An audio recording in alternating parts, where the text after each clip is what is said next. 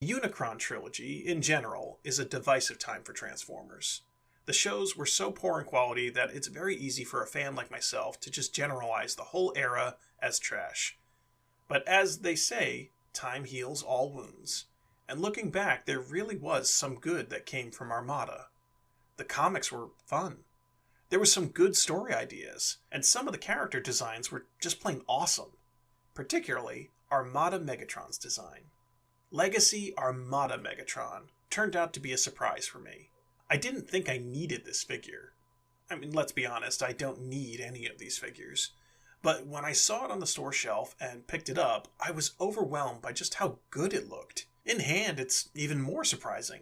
It feels good to hold. He's got a weight to him, and a quality that I wasn't expecting. I had the original, and it was one of a handful of Armada toys I actually liked.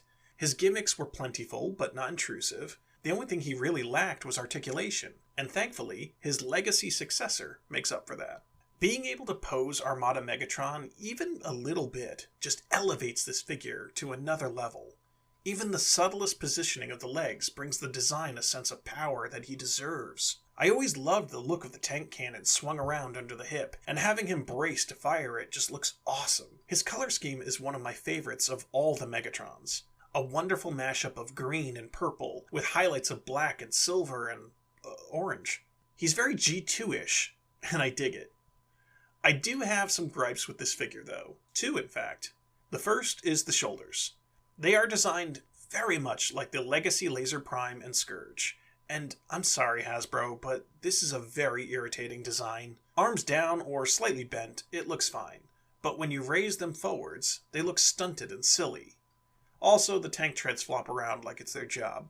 The other issue I have is minor, but I really miss the hidden knife feature of the original toy. This was such a cool gimmick that stood out and really spoke to the character of Armada Megatron. This was a Megatron that was absolutely tooled to bursting for a fight all the way down to hiding a blade in his wrist. It was such a fun idea to be able to imagine Optimus fighting his way through all of Megatron's powerful attacks, only to be surprised by a hidden Energon knife in his hand. Transformation is simple enough, but effective. There's no real surprise here. Its simplicity is actually very on brand for an Armada-inspired figure.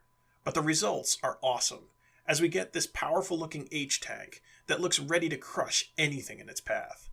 I love the details on the tank. All the hints at the original Minicon gimmicks are there. It's a shame that they couldn't have included a new Leader 1 with this guy. Or maybe even a Leader 1. Or a team of Leader 1, and Leader 1. Any of those guys would have been awesome. Overall, I'm very happy with this figure. It does lack a bit in accessories, but the details are pretty great. I also like that he hints at what we might get in the future Legacy releases. I think the hardest thing to admit as a curmudgeonly old Transformers fan is that Armada wasn't actually as bad as I remember. Sure, the show was garbage, but even it had some elements that I liked. This design being one of those things. I like this figure. I'm happy I bought it.